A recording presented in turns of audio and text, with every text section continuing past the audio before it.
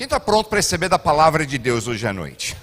Tá bom. Deixa eu só te falar de uma coisa rápida, tá? Que tem a ver com o que eu vou ministrar hoje.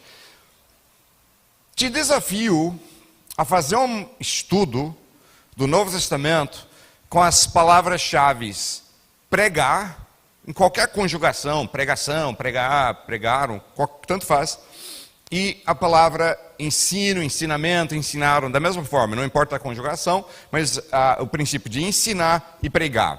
Você vai ver uma coisa interessante, que pregação vem de uma palavra do grego que significa proclamação, e naqueles tempos neotestamentários, você não tinha sistema de internet para comunicar, né, nem jornais, coisas assim. Então, numa cidade, quando você queria que uma notícia espalhasse para o povo todo, você colocava muitas vezes em cima de um pedestal um pregador, tá? Um proclamador. E ele geralmente tinha uma voz forte e ou estridente, mas uma voz que carregasse e as pessoas conseguissem ouvir. E colocava em lugares chaves, onde tinha muita gente passando ao mercado, e o proclamador, o pregador, ficava ali falando.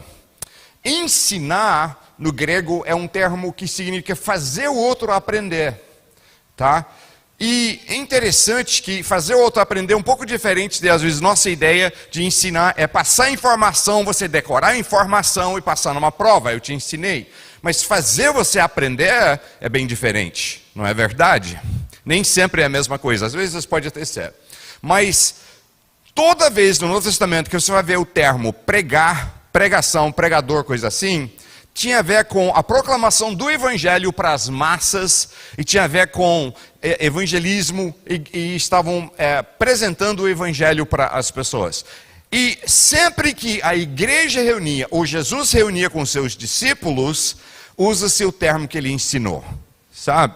Então eu vejo uma grande carência, não digo aqui nessa igreja, mas no mundo cristão, de um resgate e valorização de ensino da palavra de Deus, tá? Onde nós damos para o povo de Deus algo que tem profundidade e consistência para trazê-los a crescer e aprender no Senhor. Quem quer aprender e crescer no Senhor? Amém. Então hoje à noite vai ser meu foco, tá? Eu não estou aqui para proclamar o evangelho para vocês, e se tem alguém aqui que não conhece Jesus, você também vai ser impactado ao ensino da palavra hoje, com certeza. Então nós vamos atingir todos os objetivos. Eu fazia cruzadas de milagres, e durante muitos anos a gente pegava ginásios, estádios, juntava igrejas e fazia cruzada evangelística de milagres. É uma coisa interessante.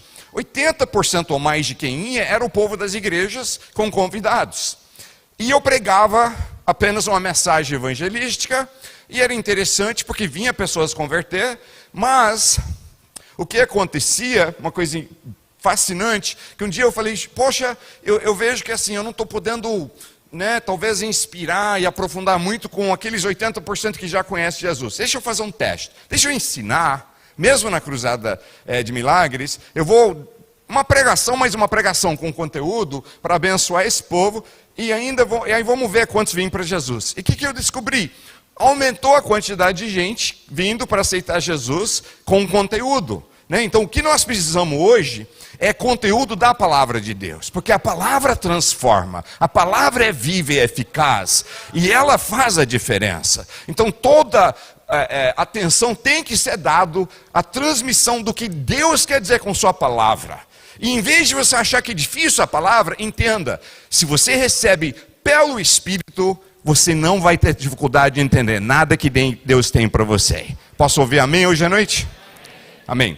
Então vamos lá. Eu vou ensinar hoje sobre algo que na igreja do Novo Testamento fez uma diferença no mundo deles de tal forma que um tempo depois de Jesus ter subido à destra do Pai, um general romano, historiador, aliás, ele era um estudioso, ele escreveu uma enciclopédia, que eu ainda tenho alguns volumes dessa enciclopédia, chamado Plênio. E o seu Plênio, ele disse um dia, quando passou perto de uma reunião dos discípulos de Jesus, e ele falou assim, olha como eles amam um ao outro. Ele ficou maravilhado como eles amavam um ao outro. E o segredo, se você estuda a história da igreja, do avanço incrível e maravilhoso do evangelho nos primeiros séculos, 3 séculos após a ressurreição de Jesus, o que impactou o mundo inteiro para Jesus, ao ponto que falaram que depois, entrando no século IV, que a partir do ano 300 e pouco, você tinha mais ou menos 60% do mundo conhecido da época agora tinham virado discípulos de Jesus. Por quê? Um ingrediente transformou todo mundo e chamava amor. Eles amavam de verdade. Dizia naquela época que dava pandemias, e pandemias naquela época matavam às vezes 30, 40, 50% da população de uma região. Eram muito bravos. E os romanos e o povo daquela época entendiam o suficiente sobre doenças contagiosas que eles sabiam que eles poderiam pegar se ficassem próximo, e os médicos muitas vezes fugiam, todo mundo que tinha muita condição, classe média alta e os ricos fugiam, e quem é que ficava na cidade cuidando de todos os pobres doentes na cidade? Eram os discípulos de Jesus, vez após vez. E em seguida a pandemia, quem estivesse ali voltado, nutrido e cuidado naquela pandemia, queria ter Jesus como o Senhor também, porque falou, eles amam de um jeito que não é demagogia e é real, e eu quero essa vida para mim também. Então, eles eram famosos pelo amor que eles tinham uns com os outros. Eu quero falar com vocês um pouco sobre isso hoje à noite. Nós vamos primeiro para uma passagem bíblica do livro de João, capítulo 13, versículos 34 e 35. Abrem esse comigo. Os próximos que eu for ler, eu só vou dar a referência da passagem, aí você abre ou não, ou marca para ver depois, mas não vou esperar nas próximas, porque eu quero usar a palavra bem recheada na minha mensagem para ir provando os pontos que eu vou colocando. Tá bom com vocês? Combinado assim? Então vamos lá. João 13, 34 e 35 diz o seguinte: um novo mandamento dou a vocês: amem-se uns aos outros. Como eu os amei, vocês devem amar-se uns aos outros. Com isso todos saberão que vocês são meus discípulos, se vocês se amarem uns aos outros. Qual que era o crivo de Jesus, de quem era dele e quem que não era? Nós vemos nessa passagem, meus discípulos, não é verdade? Você verá que Jesus usava esse termo constantemente para falar de quem que era dele. Meus discípulos, meus discípulos. Nós, às vezes, perdemos um pouco o entendimento da identidade do que é você viver como um discípulo de Jesus. Mas a identidade de dizer eu converti e virei discípulo de Jesus, a diferença é que às vezes para apenas dizer que eu sou cristão, que hoje é um termo que não é errado, mas agora é muito genérico. Você pode ser de muitas coisas e religiões diferentes e falar que você é cristão. Não estou dizendo que é errado usar, não é errado, mas eu quero só te mostrar que às vezes não tem tanta conotação como tinha no passado, hoje em dia. E hoje a pessoa às vezes é ensinado, ou ele ouve que assim, é só vir para Jesus, ele te salva e você depois vai fazendo manutenção no seu passe para o céu, com 2 ou 3 coisas principais, né? Frequentar, contribuir, evitar a imoralidade, cuida do seu passo para o céu, mas a sua vida continua sua, você continua mandando e vivendo como você quer sobre sua própria vida. Isso é uma mentira, uma falácia. E um dos segredos que fará você ser uma pessoa forte em Deus, poderoso no mundo espiritual, vitorioso com as coisas que vêm, é você abraçar a identidade que você converteu e virou discípulo de Jesus. Essa situação de você ser discípulo de Jesus é para o resto da vida. Até você morrer ou Jesus voltar, você é um discípulo de Jesus. Qual a diferença? A diferença é que o discípulo naquela época era algo muito fácil de entender. Eles usavam assim, ó. Você quer ser médico? Seu pai quer que você seja médico? Como é que ele fazia? Ele não preparava você para depois fazer vestibular, aí numa universidade. Como é que funcionaria? Ele iria para o médico ia avaliar e ver, não, realmente o menino é esperto, ou a menina é esperta, tudo bem, vamos lá. Aí ele ia fazer um contrato registrado como se fosse hoje no cartório, mas onde você virasse discípulo daquele médico. Então você tem 10 anos de idade, contrato de 10 anos, e durante 10 anos, aquele médico manda em você em todas as áreas. Você trabalha para ele, você convive, né, lá junto com ele, de manhã quando você levanta até a hora de deitar, você serve ele, você ajudava no que precisasse, acendeu o fogo, lavar coisas, o que fosse, você serve ele, se ele vai a algum lugar, você segue ele, né, e você vivia obedecendo ele, seguindo ele, servindo ele e principalmente aprendendo tudo que ele sabia. Depois de 10 anos, o contrato dizia, você serviu, seguiu, obedeceu e aprendeu, agora ele te ponha igual ele era. E isso é o que é ser um discípulo do Senhor Jesus. Você vive uma vida, só que a vida toda aqui é esse contrato. Quanto nesse corpo, sou discípulo, vivo para aprender, servir e ouvir de Deus. E é uma experiência maravilhosa. É o que faz a tua vida realmente ser realizada. Aí você entende que o ministério não é dos pastores. De acordo com Efésios 4:12, a gente cita 4:11, sobre o fato que Deus mesmo deu apóstolos, profetas, evangelistas, pastores e mestres. Aí nós colocamos como se tivesse um ponto ali. Não tem ponto ali, tem uma vírgula. Aí no 12 fala que o propósito de Deus ter dado esses 5 ministérios é para preparar os santos para a obra do ministério. Então você é chamado para ser um discípulo que vive para servir no ministério do Senhor. Ministério é para você fazer. A liderança é para guiar, corrigir, chamar atenção se precisa, encorajar quando é a hora, apontar a direção certa, te ensinar. Mas não é de fazer o ministério, é de liderar enquanto o corpo todo faz o ministério. E você acha que é um fardo isso? Pelo contrário. O que você descobre é que quando você começa a viver uma vida assim, a sua vida passa a ser feliz como jamais fui antes. Realizada como jamais poderia ser antes. Quem pode dizer amém? Então aqui ele diz, os outros vão saber se vocês são meus discípulos, se vocês fizerem o quê? Amarem uns aos outros como eu vos amei. Deus começou a me mostrar sobre isso. Me lembro uma experiência quando eu tinha, acho que 16 anos de idade. Minha família já estava há alguns anos no Brasil como missionários. Meu pai liderava um ministério de igrejas, que hoje tem centenas de igrejas e bastante membros Brasil afora. Ministério bom. Somos amigos, sou amigo deles até hoje. E nós morávamos na sede da missão desse ministério, que também tinha escola bíblica junto. Então tinha os alunos da escola bíblica. Eu com 16 anos de idade já estava trabalhando para Deus, pregando nos fins de semana. Então eu tinha muito em comum. Então convivia com eles bastante. E eu me lembro um deles que... Posso ser sincero com vocês, gente? Posso? Sem a demagogia, sem a fachada falsa religiosa, eu posso ser bem rasgado aqui hoje? Eu não gostava nem um pouco desse aluno. Ele me irritava.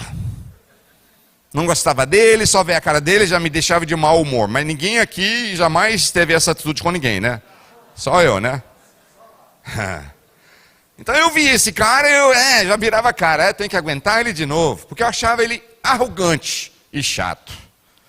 Ele chegava, na hora da gente sair da escola bíblica, minha família tinha uma Kombi. Isso antes que a lei era muito severa como hoje, como um excesso de passageiros. Então a Kombi com 9 assentos, eu te garanto que não ia menos de 15 nunca. Né? E esse rapaz chegava para pegar carona conosco, para ir no culto da igreja local, dentro da cidade, quem estava meio afastado, e a Kombi ia, voltava e levando alunos, e a gente levava como podia. E ele chegava à noite para ir no culto, de terno branco, óculos escuro. À noite para ir no culto, e sapato branco, esqueci. E meia branca. Eu olhava para ele e ele andava assim, ó. Tipo, eu sou o cara. Aquele óculos escuro, aquele terno branco, eu ficava assim, gente, não aguenta esse cara. Aí, eu tomei uma birra dele. Um dia eu estava num projeto que eu tinha, que a escola bíblica ali tinha projetos de várias coisas, horta, fabricava coisas para ajudar a financiar o projeto. E eu tinha um projeto ali de criação de coelhos. Aí tinha um galpãozinho ali, eu tinha investido naquilo com muito carinho e capricho. Construí gaiolas, soldei eu mesmo, né, as portas das gaiolas e o fundo, e criei até um sistema que passava água de forma automática aos coelhos. Eu encanei água para cada gaiola, e aí o coelho colocava a língua numa válvula e saía água. Fiz comedor automático, e eu mantinha aquele lugar num brinco de limpeza. E esse rapaz, um dia ele me viu lá trabalhando, limpando, cuidando dos coelhos, e ele apareceu. Aí ele começou a contar uma história dele, que falou, eu fui tal lugar, e eu orei, e Deus operou, e eu falei com uma pessoa, e eu achava que ele tinha muito eu na história. Mas ninguém nunca achou isso de outra pessoa também não, né? Aí fala muito eu. Aí eu tô julgando ele pra caramba, ele fala muito eu não gosto desse cara, e não sei o quê. Aí daqui a pouco ele virou, ele fez assim... E cuspiu no meu chão, todo limpinho. E eu pensei, eu fiquei irritado, mais irritado ainda. Pensei, gente, eu limpo isso tanto, cuido tão aqui. Tem que andar aqui, eu não quero andar nesse dele, né? Aí eu ignorei, passou mais um minutinho, o que ele faz de novo? Né? Haja necessidade de fazer isso, gente. E de novo. Essa segunda vez eu não aguentei, falei, cara, por favor, não faz isso aqui. Eu não gosto, eu tenho que ficar limpando esse aqui, eu cuido assim, não faz. Desculpa, tá bom. Passou uns 2 minutos, o que o cara fez? Mostra para a pessoa ao seu lado, sem fazer, é só o som.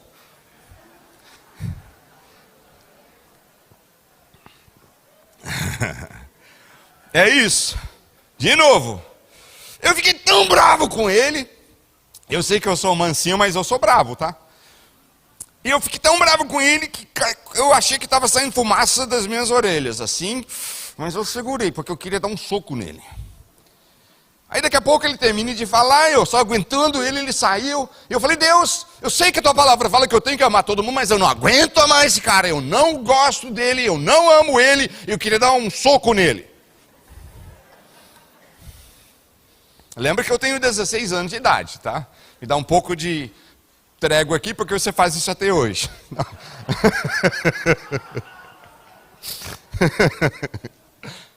Eu também, de vez em quando, mas Deus tem me dado muita graça. Aí o Espírito Santo começou a falar comigo.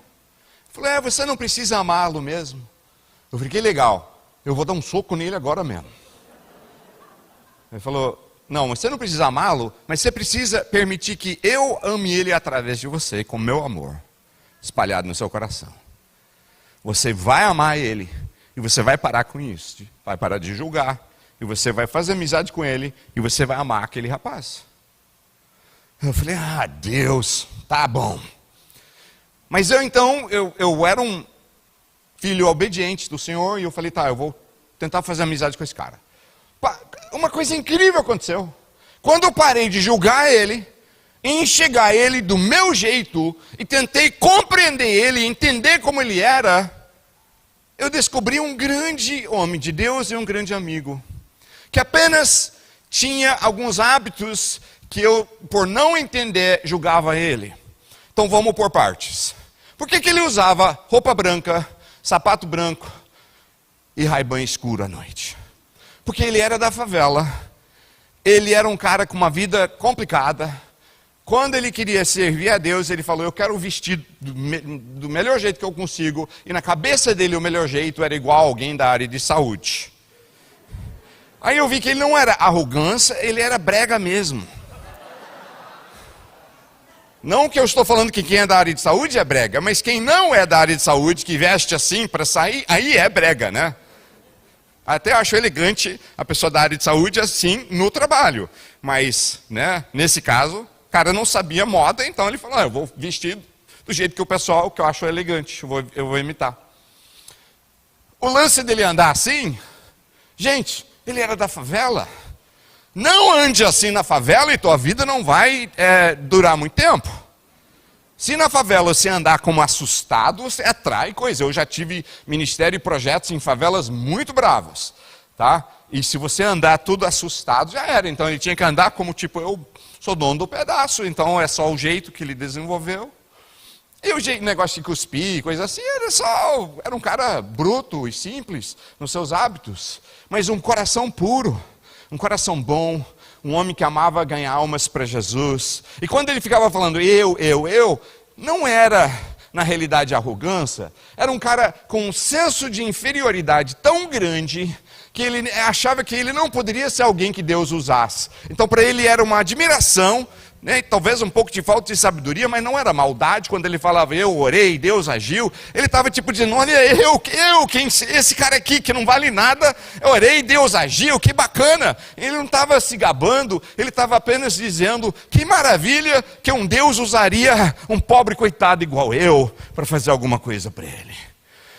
Eu não tenho contato com ele até hoje, perdi, infelizmente, eu amaria renovar o contato. Mas a última vez que eu tive notícia dele, ele tinha voltado ao estado dele e ele já tinha aberto 10 igrejas, ganhando almas para todo lado, para a glória do nome do Senhor Jesus Cristo. E eu aprendi o que era parar de julgar e ver o coração da pessoa. Isso é o que é amar de verdade. Um dos problemas nossos quando tratamos desse assunto, amar, que o termo usado, vez após vez, quando fala no Novo Testamento para a gente amar as pessoas, é qual? Chuta aí para mim, qual que é? No grego. Qual que é a palavra para amor? Deixa eu ouvir? Muito bem. Peritos bíblicos aqui. Ágape. Ok? Ágape, então, obviamente significa amor, né? Mais ou menos. Porque assim, amor para nós, se você puxa no dicionário, o que você vai ver? Amor significa um sentimento afetivo por outra pessoa ou atração por outra pessoa, ok? Amor, as principais definições são um sentimento afetivo ou atração. Então você tem dois tipos de amor do jeito que nós usamos a palavra. No grego tem palavras para esses dois. Um é phileo, que é um sentimento afetivo para alguém, e o outro é eros, que é uma atração física para alguém, né? E um sentimento de atração para alguém. E na realidade, o problema é que a palavra ágape, nós não temos uma tradução que realmente diz o que significava. O que significava? Eu já estudei e pesquisei muito isso. Tem algumas formas de descrever ágape, mas o que eu consegui ver é que era bastante assim, repetido em vários dicionários bíblicos e vários lugares, era que amor ágape tem a ver em ter um compromisso com a pessoa, de fidelidade com ela, que você vai lutar pelo bem-estar dela. Ágape. Ó, eu tenho ágape por vocês, significa fidelidade. Eu vou, colar em você para ver você bem. Né? Não é baseado principalmente em sentimento. Esse é o problema quando pensamos sobre amor, ágape. Pensamos em sentimento, mas não é. Ele gera sentimento. Quanto mais deixamos Deus colocar ágape em nosso coração para alguém, nós podemos passar a sentirmos sentimentos de afetividade pela pessoa. Não estou dizendo que não, mas isso não é o coração de ágape. O coração de ágape é estar comprometido em trabalhar para ver você bem, custar o que custar. Isso pode significar, muitas vezes, não fazer o que te agrada. Se você vê alguém sonâmbulo andando e vai cair de um precipício, talvez você grita a pessoa, ele não responde, talvez o jeito que você tem que fazer é um tapa na cara, né? E não faça com alegria numa hora dessa não, tá? Tem gente que fala, eu tenho que fazer, então vou, né? Mas ainda tem alegria. Não, tem que ser bem triste quando você tem que ser duro com alguém, né, numa hora dessa. Mas às vezes a tapa na cara é a melhor expressão de amor que existe. Às vezes chamar a atenção de alguém com amor, com o pensamento que eu quero ver ele bem, né? Não só para ser cruel, não só para bater, não só para ser duro, mas pensando no bem-estar da pessoa. Isso é amor ágape. No Novo Testamento, deixa eu te fazer uma pergunta de ordem teológica.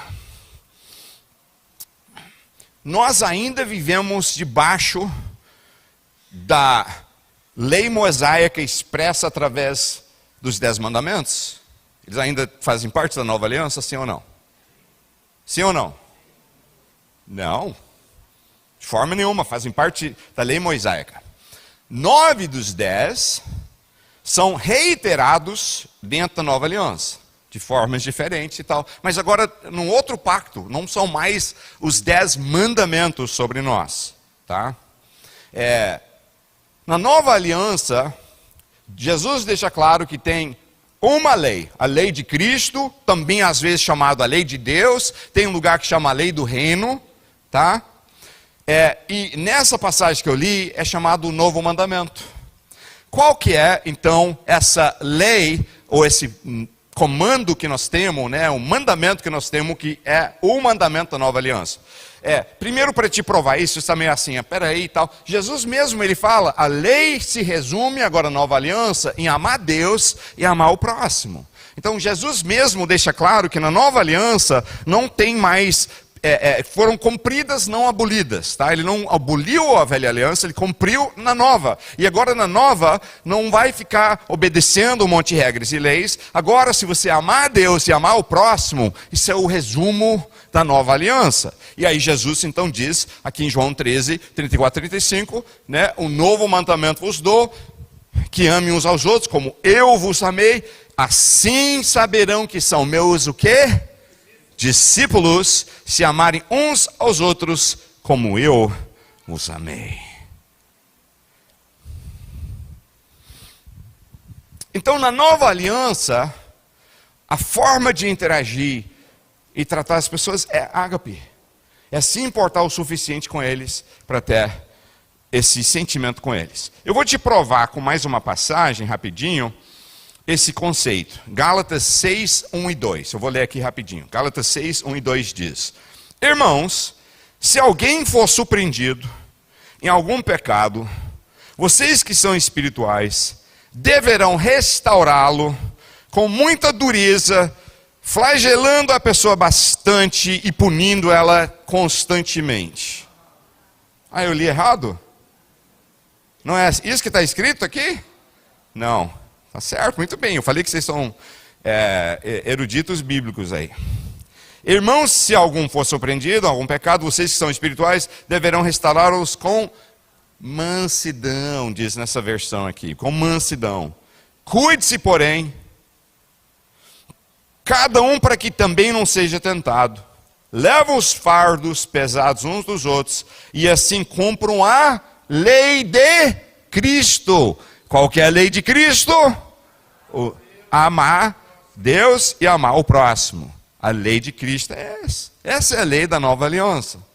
E ele diz aqui então que a forma que você expressa é punindo e castigando toda vez que alguém peca em nosso meio, até eles sentirem absolutamente humilhados e esmagados debaixo dos nossos pés. E esse é o nosso chamado, não é isso? Mas na prática, muitas vezes, parece que é isso, né, meu povo? Um pastor, eu posso falar, agora ele já partiu, eu não vou citar o nome para manter um pouco de sigilo, mas um pastor que foi um dos pastores que me pastoreou, né, era líder da igreja que eu era membro, quando estava começando no ministério. Passaram uns anos, eu não estava mais lá, eu já estava longe, né, trabalhando para Deus, e eu voltei lá para a minha terra de origem, onde esse pastor morava, e a primeira notícia que eu vi, para todo lado, era, o pastor fulano caiu. E não parecia que o povo falava com muita misericórdia não, tá? Era bastante, quase satisfação. Você viu, pastor? Você viu, o pastor caiu. Né? Por que nós achamos que fofocar é algo aceitável nas coisas de Deus, enquanto nós encapamos em um linguajar espiritual? Sabe como que às vezes nós decoramos a fofoca? Nós chamamos de quê? Para ser uma coisa aceitável e espiritual, fofocar. Chamamos de pedidos de oração. Pedido de oração tem de verdade, mas esse pedido de oração é assim, ó. Você liga para alguém, você ficou sabendo? O que aconteceu com fulano? Não estou sabendo, me conta para a gente poder orar sobre isso. Me conta todos os detalhes. Aí a pessoa, ele fez assim, fez assado. Eu não acredito, estou escandalizado, não acredito num negócio desse. Nós vamos ter que orar muito, conta mais. Não tem mais detalhes para eu poder orar melhor? Não, contei tudo. Ah, então tchau, eu vou ter que desligar, que eu vou ligar e pedir outras pessoas oração também. E aí já não é mais pedir de oração, e virou fofoca, fingindo ser pedido de oração. E o que estavam fazendo com esse meu pastor? Acabando com ele. Primeira coisa que eu fiz. Falei, ele está no fogo, eu vou no fogo atrás dele. Liguei para ele. Porque nessas horas as pessoas não querem associar com o pecador. Associou com o pecador numa hora dessa, você talvez pega um pouco, né, do mal que ele tem, não sei, parece que tem uma coisa esquisita, né, em cima das pessoas sobre isso. Aí eu liguei para ele e falei, meu pastor, eu chamei ele, meu pastor, saudade do senhor, eu queria marcar para a gente almoçar. Eu falei que será uma alegria para mim. Sentamos junto, eu falei, deixa eu te falar uma coisa, eu sei que você teve problemas, mas eu quero que você saiba que eu te amo, eu sou muito grato às coisas que você já investiu na minha vida, e você tem em mim um amigo que estará do seu lado para ver você levantado e usado por Deus grandemente de novo, não importa o que você tem feito ou o que tenha acontecido. Ele começou a chorar. Ele falou, eu achava que eu tinha centenas de amigos pastores. Ele era muito popular, muito conhecido, pregava em muitos eventos. Achava que eu tinha centenas de amigos que eram pastores e colegas do ministério. Você é um de 5. Um de 5 que sequer fala comigo. Nessa hora. Falei, poxa, pastor, eu estou muito triste por isso. Não era para ser assim. Não era. Ele falou, vou te contar o que aconteceu. Eu falei, você não precisa. Se você está resolvido entre você e Deus... e tudo, e você não tem que me contar. Eu falo, faço questão. Contou. Não era nem tanta coisa como pensava. E ele mesmo, quando fez, ele viu que ele tinha feito uma coisa errada. Ele foi confessar a esposa, foi confessar para a liderança dele no ministério. E em vez deles tratarem ele para restaurar, esse ministério tinha uma política que era de punição total. E tiraram ele sem sustento nenhum, de um dia para o outro. E ele quase, a família dele quase passou fome, ele teve que pegar um empreguinho qualquer que ele pudesse e batalhar só para sobreviver. Aquele dia ele chorou comigo, eu falei, meu pastor, Deus vai te levantar de novo. Deus vai te levantar de novo, em mim você tem um amigo, eu estou do seu lado. E ele chorou, ele agradeceu, ele me abraçou. E pela graça de Deus, ele levantou de novo. E ele foi bênção e pastoreou mais 15 anos em outro lugar. E Deus usou ele para tocar centenas de pessoas para Jesus. E depois ele morreu e partiu como um grande homem de Deus, glorificando o nome do Senhor Jesus Cristo. Podem aplaudir o Senhor hoje à noite?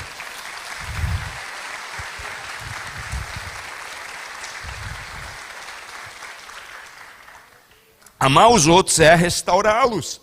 Diz a palavra.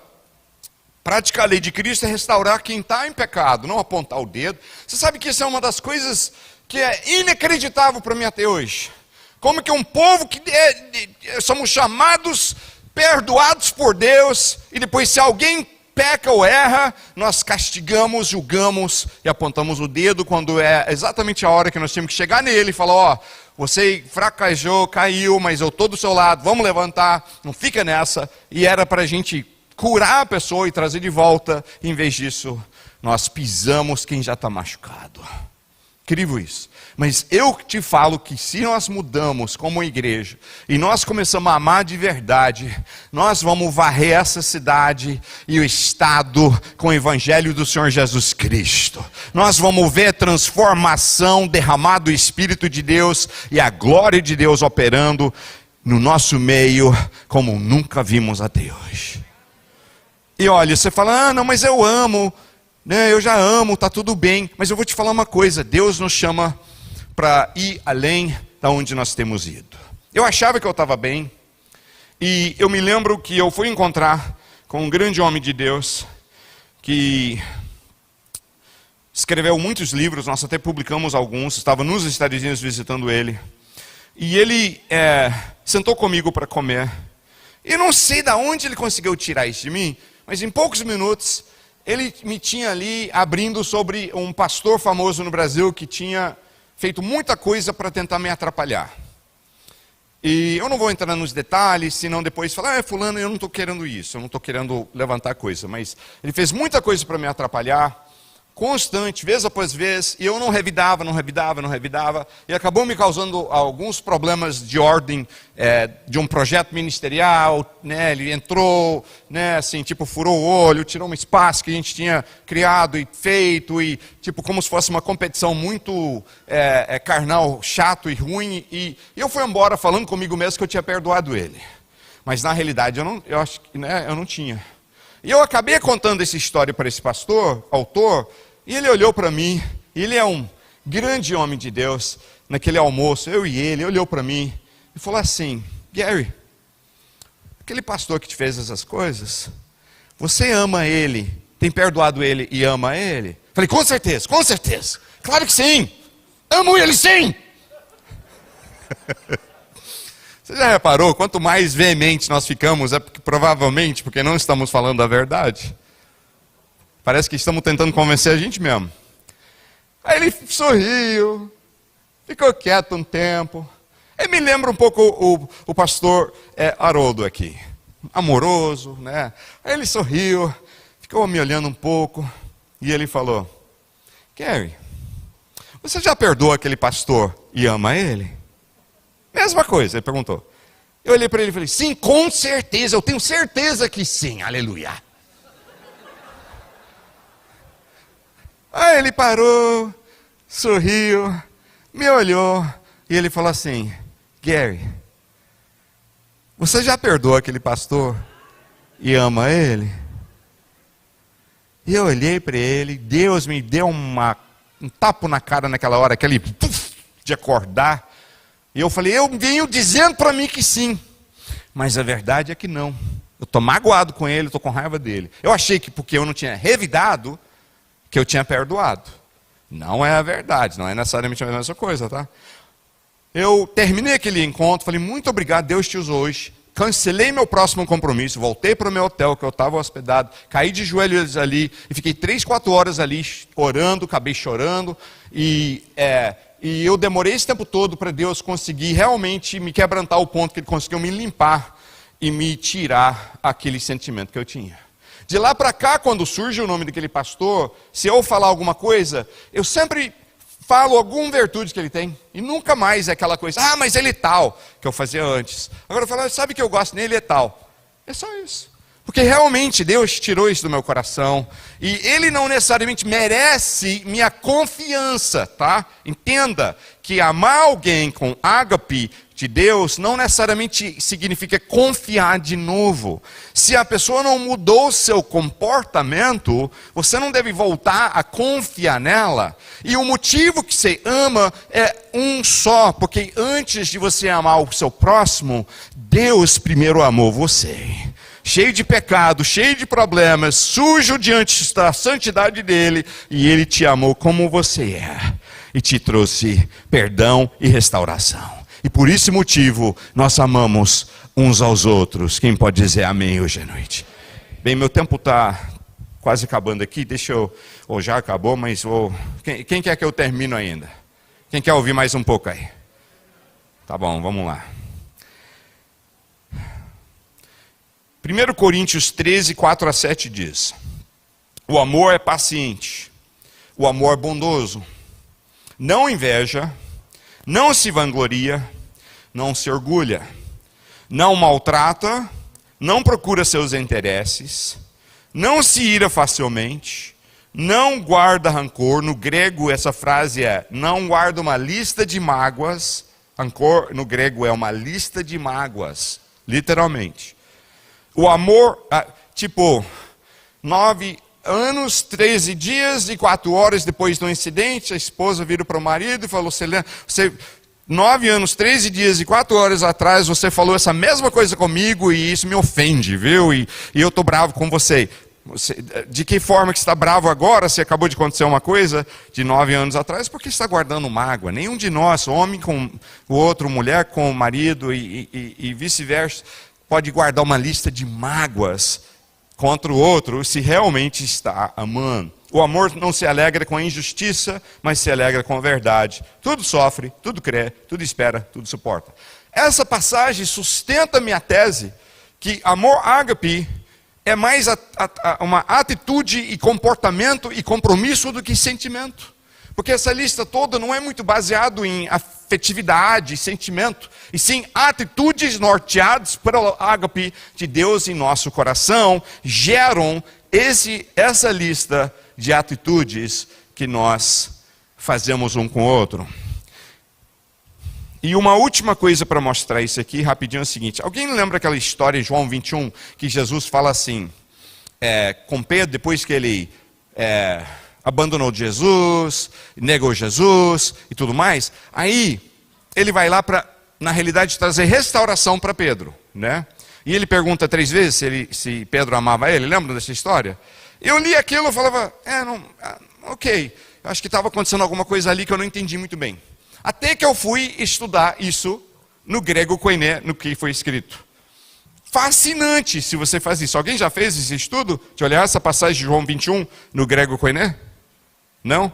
Olha só, é fascinante aqui, preste atenção. Diz o seguinte, eu vou só colocando no grego 2 palavras-chave aqui para fazer sentido essa passagem. O resto eu vou ler no português. Diz o seguinte, depois de comerem, Jesus perguntou a Simão Pedro, Simão, filho de João, você me ama, isso é ágape, você me ágape mais do que esses? Disse ele, sim senhor, tu sabes, e aqui no português está que te amo, mas no grego era, tu sabes que te fileu. Eu não estou conjugando os verbos no grego da forma correta, senão fica mais complexo, né? Então, mas assim, só para entender. Então assim, tu sabes que eu tenho fileu pelo Senhor, ok? Disse Jesus, cuide dos meus cordeiros. Novamente Jesus diz, Simão, filho de João, você me ágape? Ama? Ele respondeu, sim senhor, tu sabes que eu te fileu. Fileu, lembrando, é aquele amor afetivo, camaradagem, família, amigo, aquele tipo de amor, né? Aquele carinho mútuo, aquela coisa. Então, Jesus pergunta, você tem ágape para mim, que tem a ver com compromisso, fidelidade para o meu bem-estar. Ele está tratando ele porque ele abandonou. E Pedro fica respondendo, eu tenho fileu, somos um camarada, eu tenho o maior carinho pelo Senhor, claro que sim. Terceira, aí diz assim, disse Jesus, pastorei as minhas ovelhas. Pela terceira vez, ele lhe diz, Simão, filho de João, você me fileu? Agora Jesus muda. Fala, você me fileu? Camaradagem, é? O que Pedro responde? Senhor, tu sabes todas as coisas, sabes que eu te fileu. Disse-lhe Jesus, cuida das minhas ovelhas. Aí Pedro vai embora triste. Por que ele vai embora triste? Porque ele está pensando nele. Jesus estava curando ele, tratando, restaurando ele dele ter abandonado.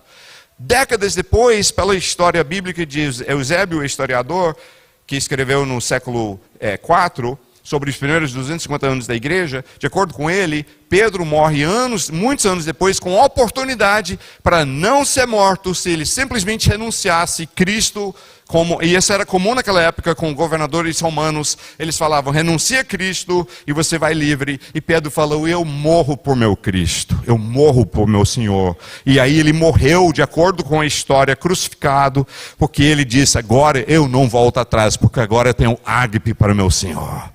Agora é ágape, agora é compromisso. Agora é um compromisso de batalhar para o bem deles. Gente, você imagina se todos nós começamos um com o outro, e um sabe que o outro vai fazer isso, vai batalhar para o seu bem. Você está triste, ele está do seu lado. Você está lutando, está do seu lado. Você está com dificuldade, está ali com você. Você está doente, está ali com você. E você começa a viver assim um com o outro, e nós começamos a viver assim com o resto das pessoas em volta. O que nós não vamos fazer com essa cidade para o Senhor Jesus Cristo?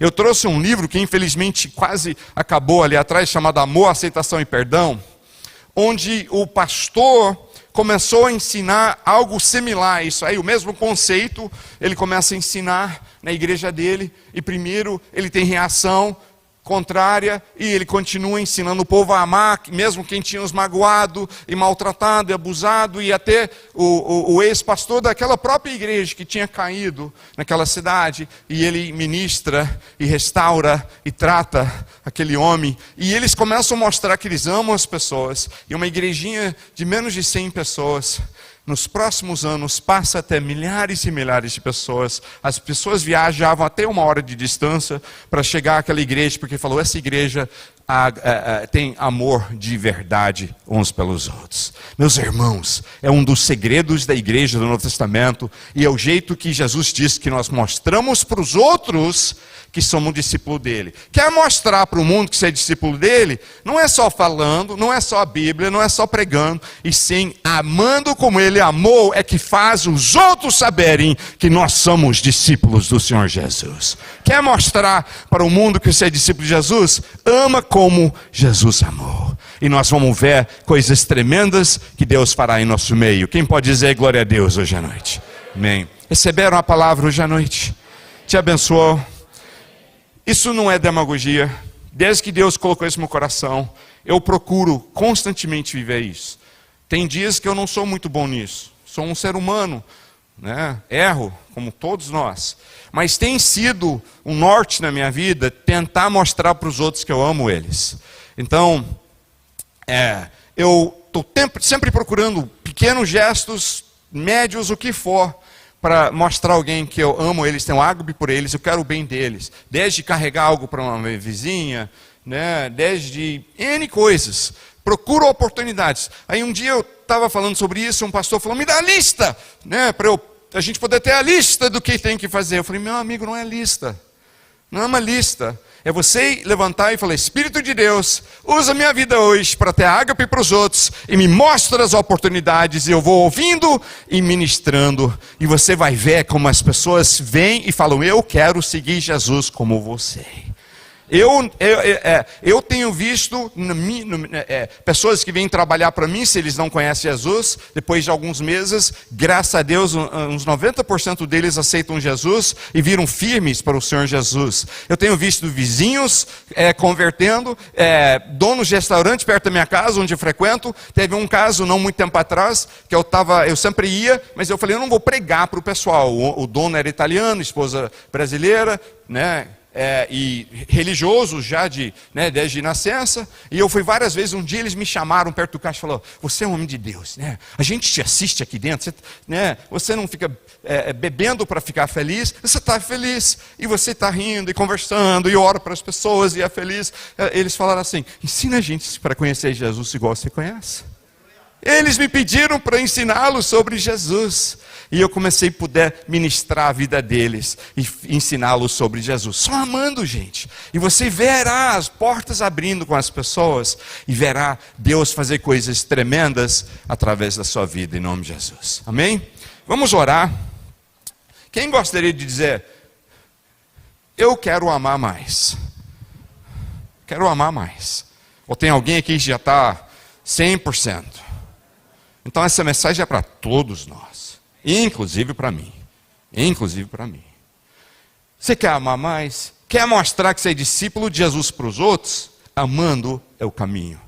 Então a Bíblia diz em Romanos 5:5 o seguinte: e a esperança não nos decepciona, porque Deus derramou o seu amor em nossos corações por meio do Espírito Santo que Ele nos concedeu. Segredo para você ter a fonte de ágape, que talvez você fale, eu não tenho. A fonte é o Espírito Santo dentro do seu coração.